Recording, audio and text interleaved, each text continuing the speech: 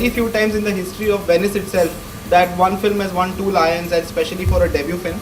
And that was like really insane. मतलब 5 दिन किसी ने नहीं पूछा ऐसे 4 सितंबर को रिलीज हुई, 5 को ऐसे दिन में या शाम को पब्लिसिस्ट का फोन आया कि यार वो लोग बोल रहे हैं, क्योंकि हम पूरा हफ्ता 10 दिन हमने बोला था हमें क्लोजिंग सेरेमनी की टिकट्स दे देना, हम पूरा हफ्ता रोज उससे बोलते थे क्लोजिंग सेरेमनी की टिकट्स दे देना।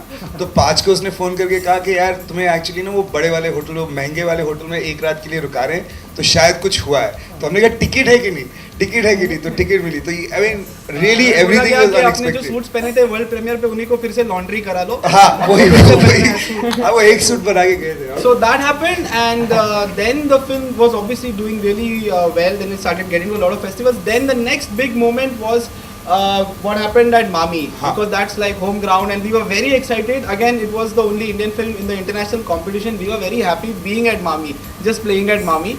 And everybody would be like, आपको क्या लगता है जीतेगी आपकी फिल्म? And I said, कभी नहीं जीतती, कोई इंडियन फिल्म ने आज तक इंटरनेशनल कंपटीशन जीता नहीं है, but we are just happy to be there, it's not about winning. हाँ, और आप लोग जानते हैं जैसे मामी एक ऐसा वेन्यू है जहाँ पे you get to see different kind of cinema. तो we have all like queued up over the years and went and gone and watched movies from around the world there. So it was very emotional for us to just be there, and that was the only thing. But what happened in this screening in Mami, I mean, awards are great, sure they help, but जो reaction, जो लोगों का reaction था, जो आप कहीं पे भी दुनिया में दिखा दो, लेकिन यहाँ पे दिखाओ, क्योंकि ये बॉम्बे की कहानी है, महाराष्ट्र की कहानी है, इंडिया की कहानी है, तो जब इंडिया में दिखाओ और इंडिया के लोगों के साथ देखो तो it's a completely different experience. और मामी में जो हुआ, जैसे हम दोनों स्क्रीनिंग्स में वाज इनक्रेडिबल, तालियां मार रहे थे, बहुत भीड़ थी वहाँ पे, तो we were very very humbled and touched by that.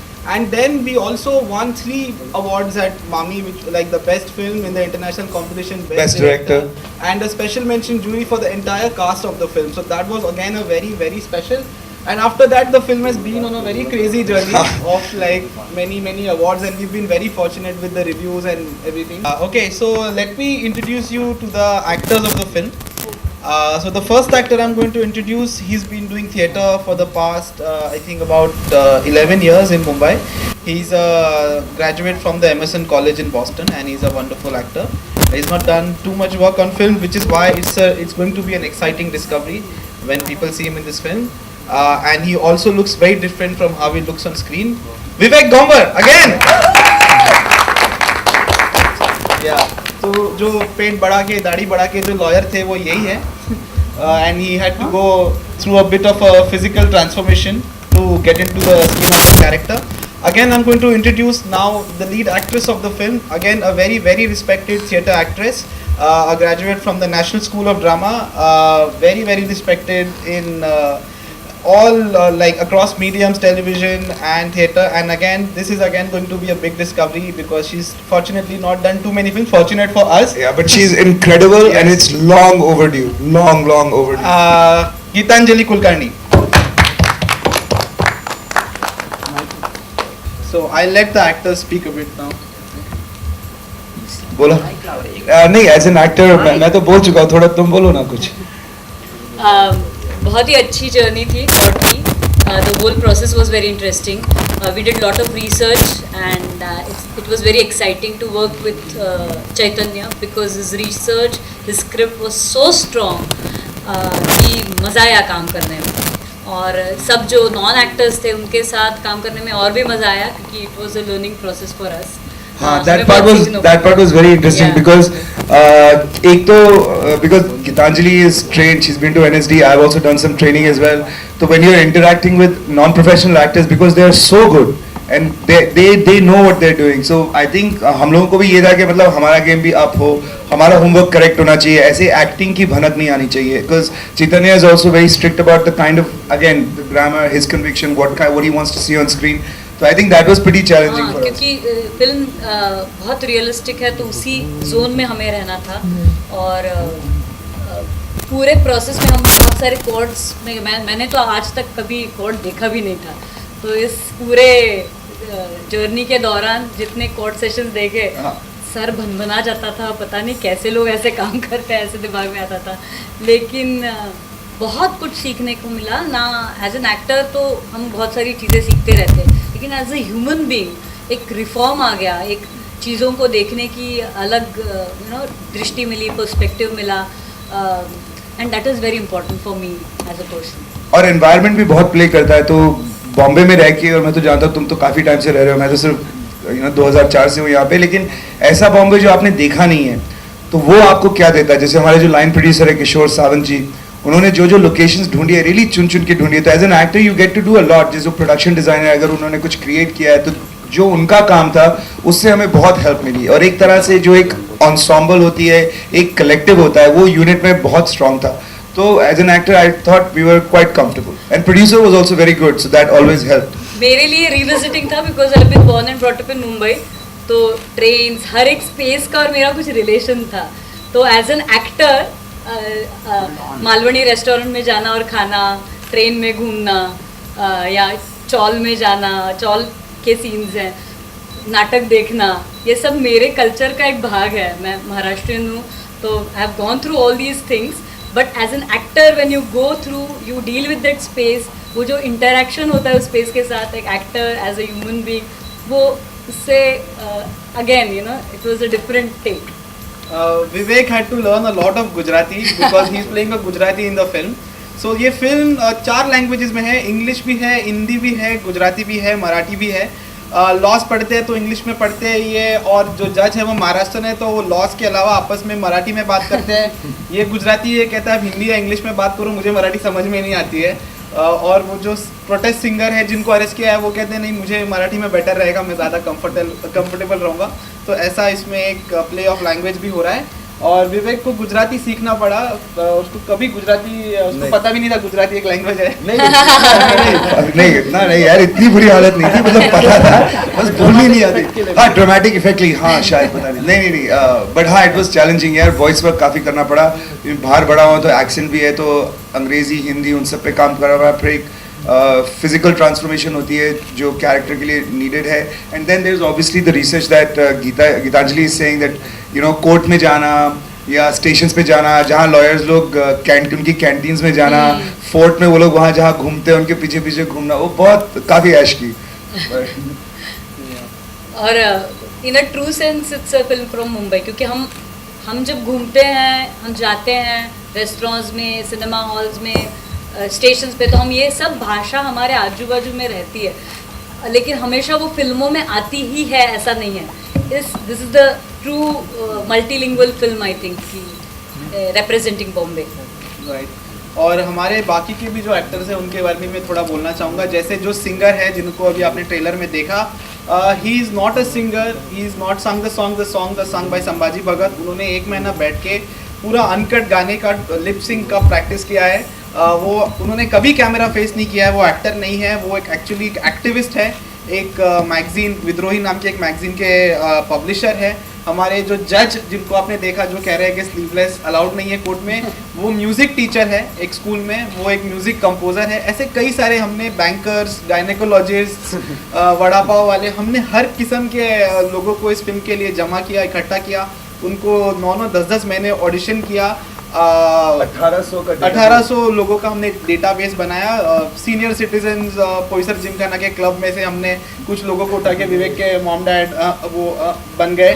तो बहुत सारी इसमें हमने ऐसी चीज़ें करी है जो थोड़ी रिस्की थी, लेकिन इवन इन टर्म्स ऑफ, क्योंकि we always knew that the acting and the performances are always going to be the main focus of the film, to recreate a Mumbai that feels real and looks real, and for you to believe in the characters. We knew that the acting has to be absolutely pitch perfect and that everybody has to act in a similar way. ऐसे नहीं कि कोई film की acting कर रहा है, कोई theatre की एक्टिंग कर रहा है, कोई नॉन एक्टर है तो अनकम्फर्टेबल है। बिल्कुल उस तरीके से हमें उन चीज़ों से बच के रह के एक्टिंग करनी थी, which is why we would shoot only one scene a day, and these actors, to their credit, they had lots of patience because each scene would go about for 30-40 takes and sometimes up to 60 takes, because these are long scenes with no cuts sometimes. So if one thing goes wrong in a 5-minute scene, they have to start all over again. So to the credit of the actors, they नहीं, but ये तो actually two-way street है, because अगर आप किसी और kind of format में भी काम करते हैं तो अपन जानते हैं, जैसे अगर आप ऐड करें या दूसरी तरह की कमर्शियल फिल्म करें तो कभी कभार टाइम का भी लोचा होता है, तो आपको मतलब ऐसे कट सीन देने पड़ते हैं, तो you have to as an actor transform. But यहाँ पे एक एडेड बेनिफिट ये था, because there was so much conviction in for me personally at least in the script as well, that I knew the kind of work that was going on, the kind of work that was going on around me. जब वो space बन रही थी, तो अगर वो 30 कराए 40 कराए, in a sense once you give into the process of the director na, as an actor you start to discover a lot more. और मुझे लगता है इससे बहुत फ़ायदा हुआ एज एन एक्टर, क्योंकि हमें जिस जोन में जाना था उसके लिए बहुत ज़रूरी प्रोसेस थी. एज एन इंडिविजुअल में अब मुझे शायद लगे कि अरे ये ऐसे क्यों करवा रहा है, लेकिन that was necessary for the film and I think it has proved it. और मुझे लगता है जो एक्टर स्पेशली एक्टर्स ना, हमें लगता है अब बहुत ईगो ज़्यादा होता है ना एक्टर्स का कि हम एक्टिंग करते हैं वगैरह, वो सब तोड़ के चीर के we were there on screen. That I think that was necessary for the film, and again as human being and as an actor it taught me a lot. As a producer I don't have ego, as an actor maybe I don't. Right, which is why he's the best producer in the world. And another thing was that generally film set पे ऐसा माहौल होता है कई बार कि बहुत हड़बड़ी और अरे ये करो लाइट बदलो अरे वो करो. तो यहाँ पे पहले से सबको बोला गया था कि we have to create an environment for the actors to feel comfortable. तो सब कुछ एक बार जब शॉट सेटअप हो जाता था उसके बाद सब कुछ बिल्कुल ही डीएक्टिवेट, सब शांत. It's the most boring shoot ever for the crew members. But या सो बट आई मीन 3 आदमी खड़े हैं, मतलब 3 आदमी ने फिल्म नहीं बनाई है. हमारा 100-150 लोगों का क्रू था. हमने 45 दिन 2 महीने में शूट किया, अप्रैल में 2013 में. और बहुत हमारे HODs जो हैं जिन्होंने कैमरा मृणाल देसाई ने किया है, प्रोडक्शन डिज़ाइनर्स ने काम किया, अनीता कुशवाहा साउंड, अमृत प्रीतम, ये जो सारे लोग और जो ऑन सेट पे जो लोग थे उनका कलेक्टिव है ये. तो this really like it's everybody's work, which is why we are really excited to get the film out. Because हम तीनों का तो नहीं, और लोगों का आप काम देखिए. आप जब फिल्म देखेंगे जो बाकी के एक्टर्स हैं, ऑलरेडी हमको तो फ़ोन आ रहे हैं कि जिन लोगों ने फिल्म देखी है कि बाकी के जो कास्ट मेंबर्स हैं उनके लिए बताओ वो कहाँ है. प्रोडक्शन डिज़ाइनर्स के नंबर पूछ रहे हैं लोग. तो as a producer I really want कि हमारा जितने भी कास्ट एंड क्रू है उनको पूरा ड्यू क्रेडिट मिलना चाहिए, बिकॉज आप अकेले नहीं कर सकते हो यार. ये it is really a collective. एक लास्ट चीज़ मैं कहना चाहूँगा अबाउट द कोट्स. जो आपने कोट्स देखे वो रियल लग रहे थे, अच्छे लग रहे थे, ऑथेंटिक लग रहे थे.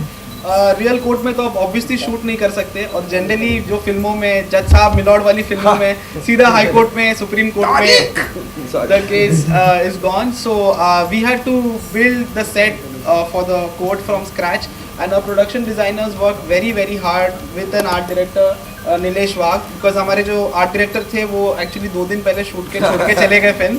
सो नीलेश वाघ शुरू होने से पहले, हाँ, Nilesh Wagh stood up at the last minute, and ये सारा कोर्ट का सेट बनाया है. दोनों कोर्ट जो आप देख रहे हैं उसमें से एक को मॉडिफाई किया और मेन कोर्ट पूरा स्क्रैच से बनाया है स्टूडियो में, और बहुत सारी बाकी लोकेशंस पे उन्होंने बहुत मेहनत की है. So that plays a big part in the film as well. And Sambhaji के गाने, Yeah. आप जो गाने सुने, आपने एक सुना है, एक और भी है, आप जब फिल्म देखेंगे आपको पता चलेगा. बट संभाजी के गाने और उनका काम और उनके ट्रूप मेंबर्स का काम वो भी बहुत इम्पोर्टेंट है. और हाँ, बस हम बस खुश हैं यार. 17 अप्रैल को आ जाइए, हम और भी खुश हो जाएंगे. बाकी तो I just wanted to say that no matter what we say and what our dreams would be, we are very realistic, and yes, that weekend really matters, and the opinion of the trade is very strong and very valid, and that's the nature of the business. So of course 17th, 18th, 19th of April will be crucial days, and it will have a reflection upon the state of the film or the opinion of the film, which is fine. We are mentally prepared for the film to last as long as possible. जब तक लोग देखने आएंगे हम चलाएंगे. And we strongly believe कि अगर 17th, 18th, 19th के whatever our plans are, whether it's through digital media and other sort of strategies that we have in place, we feel that we can get a good crowd. I mean, we are doing a very limited release on that weekend, and we have 2 people who are supporting us. We have Mr. Shiladitya Bora, who heads Long Live Cinema, and we have Mr. Rahul Haksar. Both of these guys are our distribution consultants. They have incredible amounts of experience, incredible amount of faith in the project. तो उनके बलबूते पे we are hoping यार 17 को it'll go. And also see, we are relying on 2 or 3 different kinds of audiences for the film. One is people from the legal community. Second is film audiences who are discerning audiences for different kind of cinema. And we are also relying on people from Maharashtra who would watch this film because it's talking about their lives, it's talking about Marathi culture. So I think we've got a few niche groups in that way covered, and we are relying on social media, we are relying on word of mouth, and of course, you know, if there is even some kind of momentum in the beginning, I'm sure the theaters will play the film, you know. Like I'm sure if it's doing slightly well, I don't think they will like bring the film down, you know, like nobody. And like, it's a very important week. I mean, it's Ambedkar Jayanti on the 14th of April. So, you know. The film is inspired by a lot of real incidents, but the case itself is fictional. Actually, एक case हुआ था जितेन मारंडी का, who is a protest singer and you know an activist of sorts. And एक bomb blast हुए और उसमें किसी का नाम आया सस्पेक्ट का जितेन मारंडी. अब they couldn't find that Jiten Marandi, तो इस जितेन मारंडी को अरेस्ट करके they sentenced him to death. And you know, and you had like people petitioning and you know fighting for the case. तो वो एक केस था. कबीर कला मंच का जो केस था, ऐसे काफ़ी you know विनायक सेन का जो केस, ऐसे काफ़ी सारे केसेस में से इंस्पिरेशंस लिए, बट जो एक्चुअल केस है वो फिक्शनल है फिल्म में. इसमें कोई the case is not directly inspired by any one case. Actually हमारी strategy and all of those things, जब हम बात कर रहे थे एक सवाल पहले, हमें प्रेस का सपोर्ट चाहिए होगा क्योंकि हमारे पास अभी और कुछ स्ट्रेट अप है नहीं, हमारे पास ऐसे बजट्स नहीं है, we are not those kind of people, we just don't have that right now. So for us it's really word of mouth, it's journalists, press who are writing about it, maybe activists, writers, or the crowds that we've already mentioned, but at the end of the day that's the reality that we have to fix. See, you spoke about Margarita with a Straw releasing on the same day as okay. So see, we don't have any plans to get an A-lister, or nor that anybody has approached us, and that was never a part of our strategy.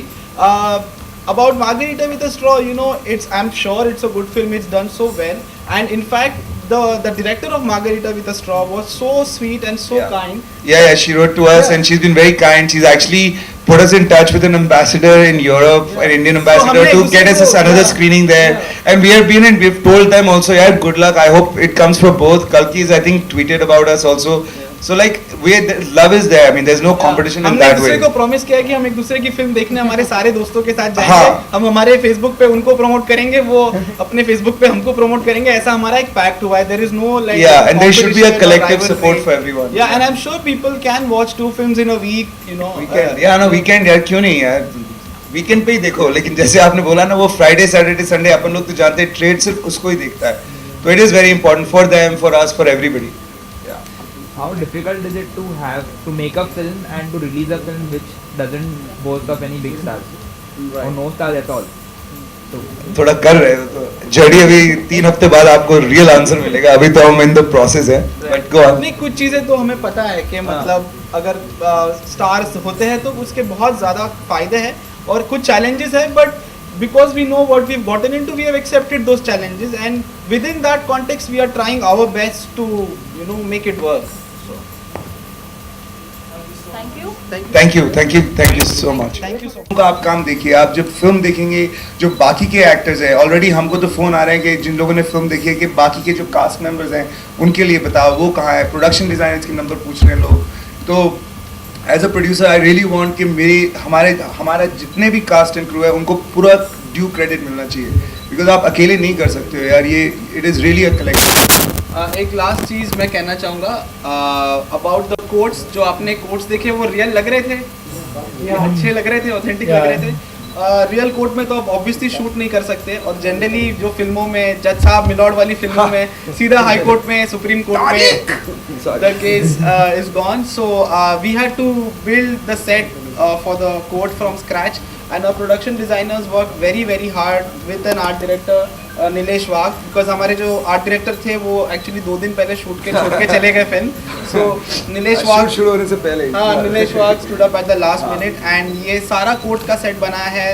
दोनों court जो आप देख रहे हैं उसमें से एक को मॉडिफाई किया और मेन कोर्ट पूरा स्क्रैच से बनाया है स्टूडियो में, और बहुत सारी बाकी लोकेशंस पे उन्होंने बहुत मेहनत की है.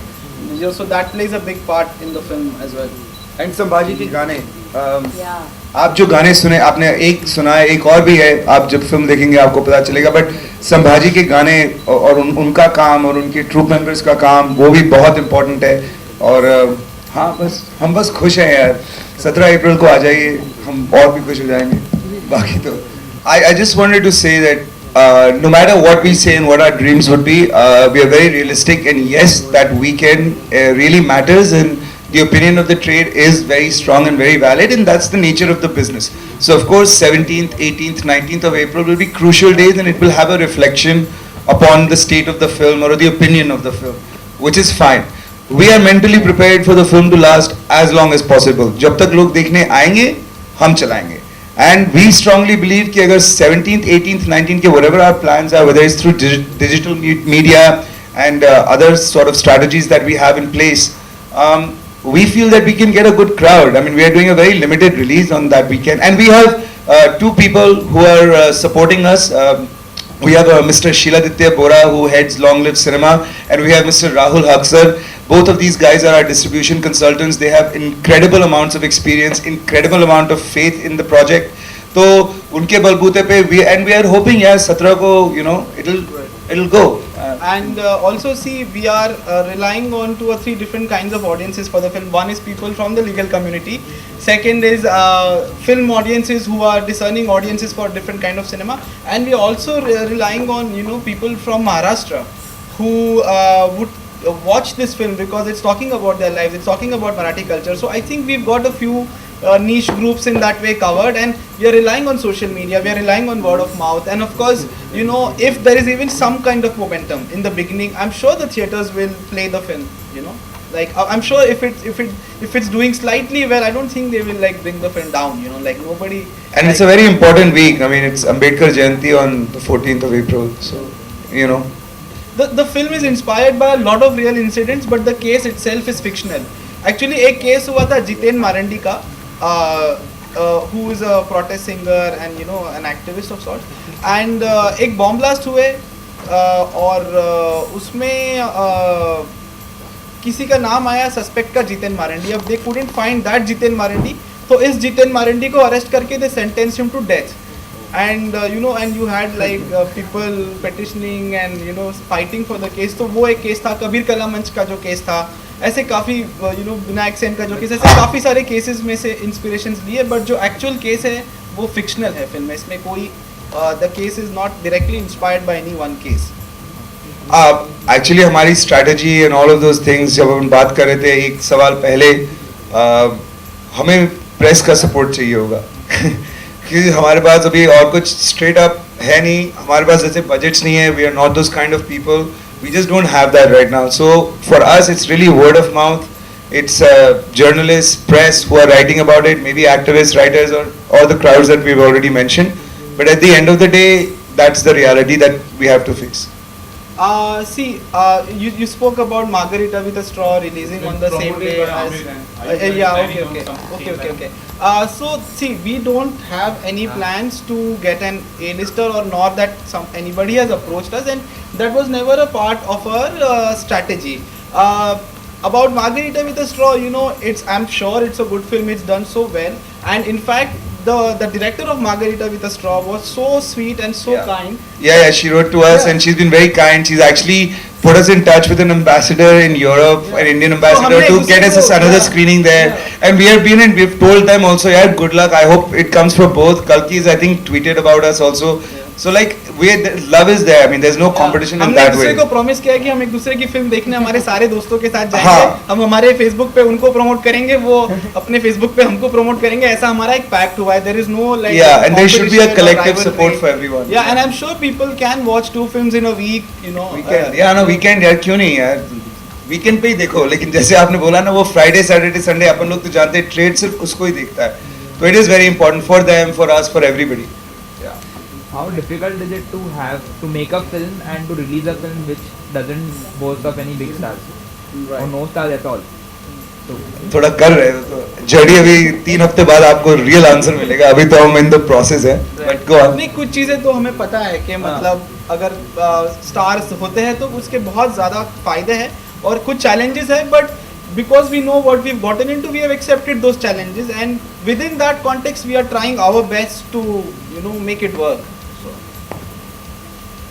Thank you. Thank you so much. Thank you so much.